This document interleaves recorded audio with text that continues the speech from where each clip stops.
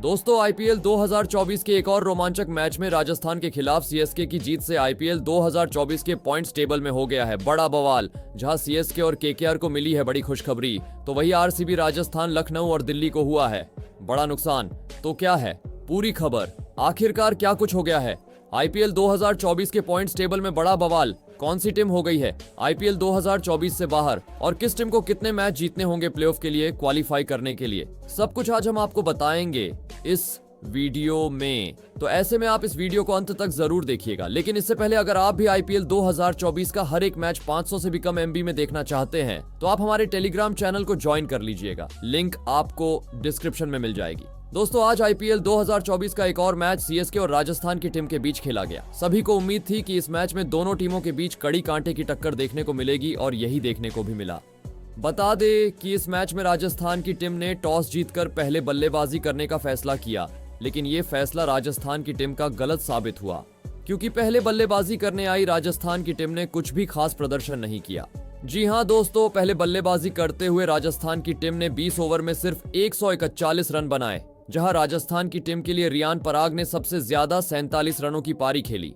इसके अलावा ध्रुव जुरैल ने 28 रन बनाए। वही सीएसके के लिए सिमरनजीत सिंह ने 3 और तुषार देशपांडे ने 2 विकेट हासिल किए, जिसके बाद में लक्ष्य का पीछा करने के लिए आई सीएसके की शुरुआत अच्छी रही। सचिन रविंद्र ने सीएसके को एक अटैकिंग शुरुआत दिलाई। हालांकि वो 27 रन बनाकर आउट हो गए, लेकिन उसके बाद गायकवाड़ और मिचेल ने बेहतरीन बल्लेबाजी करते हुए पारी को आगे बढ़ाया, लेकिन मिचेल ज्यादा देर नहीं टिक पाए और 22 रन बनाकर आउट हो गए। वही 9 ओवर समाप्त होने तक सीएसके का स्कोर 74 रन तक पहुंच गया और अब अंतिम 11 ओवर में सीएसके को 68 रन की जरूरत थी, जिसको सीएसके की टीम ने आसानी से हासिल कर लिया और इस मैच को जीत लिया।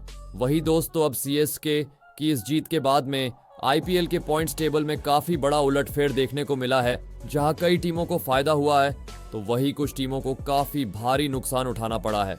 तो चलिए आपको बताते हैं पॉइंट्स टेबल का पूरा समीकरण।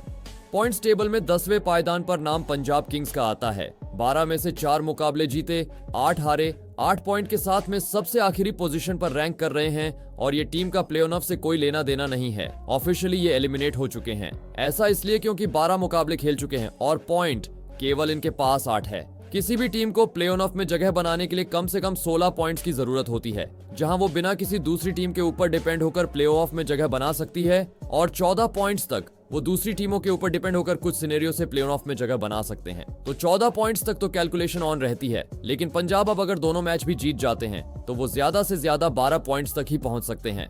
इसीलिए ये टीम ऑफिशियली तरीके से एलिमिनेट हो चुकी है।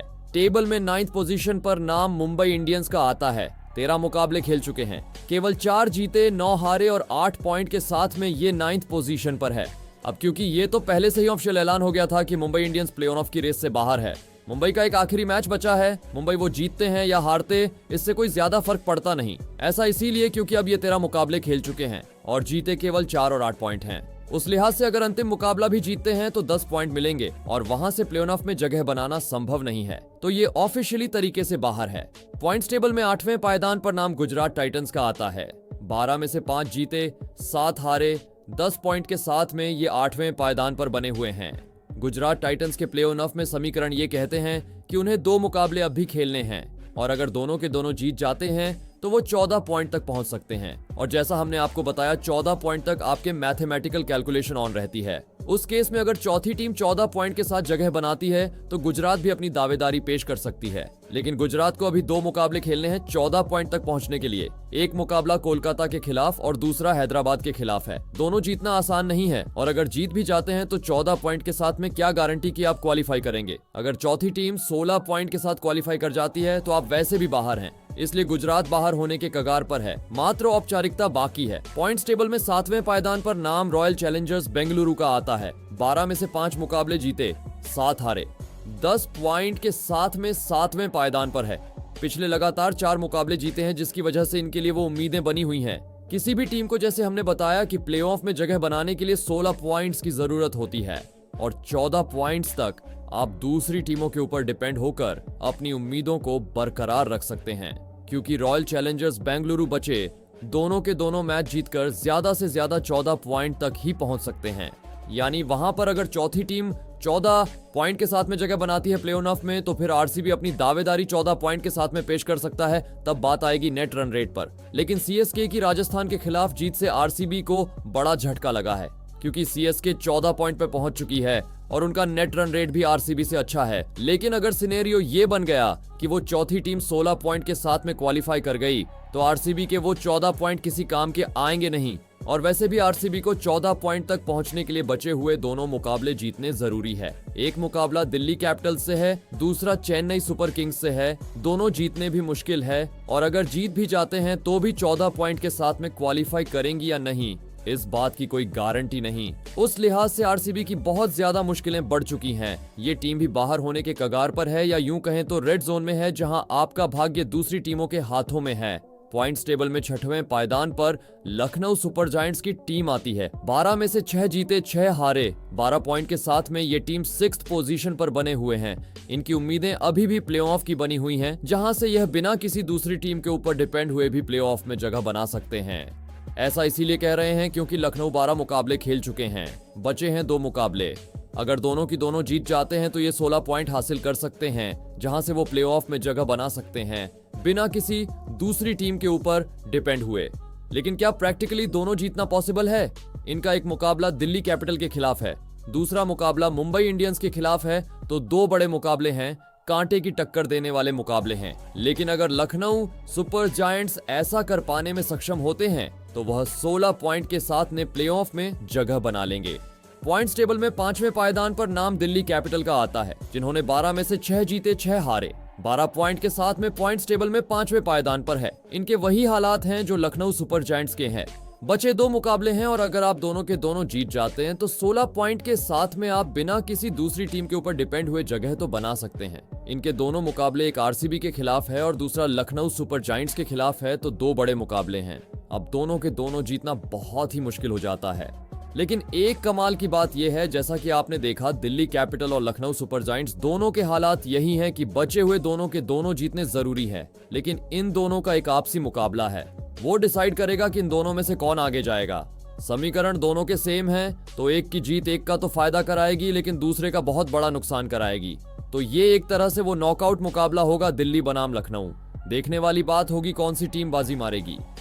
पॉइंट्स टेबल के 4थे पायदान पर नाम सनराइजर्स हैदराबाद का आता है। 12 में से 7 जीते 5 हारे, 14 पॉइंट के साथ में ये टीम 4थे पायदान पर बनी हुई है।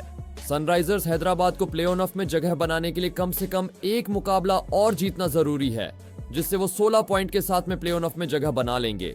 और खेलने अभी भी 2 मुकाबले हैं, तो 2 में से 1 जीतना हैदराबाद के लिए कोई बड़ी बात नहीं रहेगी। हैदराबाद यहाँ पर ऐसा काम आसानी से करता हुआ नजर आएगा। वही दोस्तों, आज की जीत के बाद Chennai super Kings point table में 3रे पायदान पर अपना नाम दर्ज कराती है।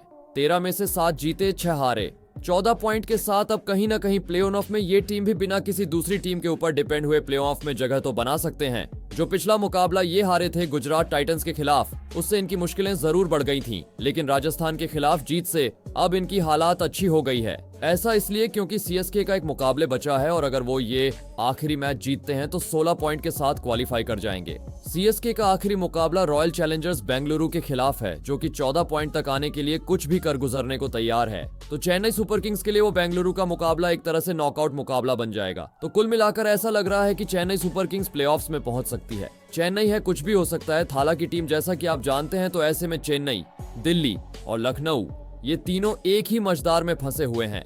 पॉइंट्स टेबल में 2रे पायदान पर नाम राजस्थान रॉयल्स का आता है। 13 में से 8 जीते 4 हारे, 16 पॉइंट के साथ में ये टीम फिलहाल 2रे पायदान पर बने हुए हैं। सीएसके से मिली हार से उन्हें उतना कुछ फर्क नहीं पड़ा है। प्ले ऑफ में जगह बनाने के लिए, जैसे हमने कहा, 16 पॉइंट्स की जरूरत होती है, और राजस्थान ने तो 16 पॉइंट हासिल कर लिए हैं। बचे 2 मुकाबले हैं, वो जीतेंगे हारेंगे ज्यादा उन्हें फर्क पड़ेगा नहीं, क्योंकि 16 पॉइंट के साथ में आप बाहर होते नहीं हैं। आप दोनों में से कोई एक मुकाबले जीतकर खुद को पहले और दूसरे पायदान पर खत्म करना चाहते हैं, ताकि आपको आगे जाकर एलिमिनेटर में 2 चांस मिल सके। पॉइंट्स टेबल में पहले पायदान पर नाम कोलकाता नाइट राइडर का आता है। 12 में से 9 मुकाबले जीते हैं और अब 18 पॉइंट के साथ में ये पहले पायदान पर है। 2 मुकाबले अब भी खेलने हैं, लेकिन अब ऑफिशियल ऐलान इनका भी हो गया है। 18 पॉइंट के साथ में ये पहली टीम बनी है प्ले-ऑफ में जगह बनाने वाली। ऑफिशियल ऐलान कर दिया गया है। मुंबई के खिलाफ मिली जीत के बाद कोलकाता के लिए बहुत बड़ी खुशखबरी है। अब बाकी 3 पोस्ट है जिसमें राजस्थान लगभग जगह बना चुका, मात्र ऑफिशियल ऐलान बाकी है। हैदराबाद इस रेस में भी काफी आगे हैं, बाकी टीमें करारी टक्कर देगी। तो दोस्तों, आपके हिसाब से कौन सी 4 टीम प्लेऑफ्स में क्वालिफाई करेगी? अपनी राय कमेंट जरूर करें।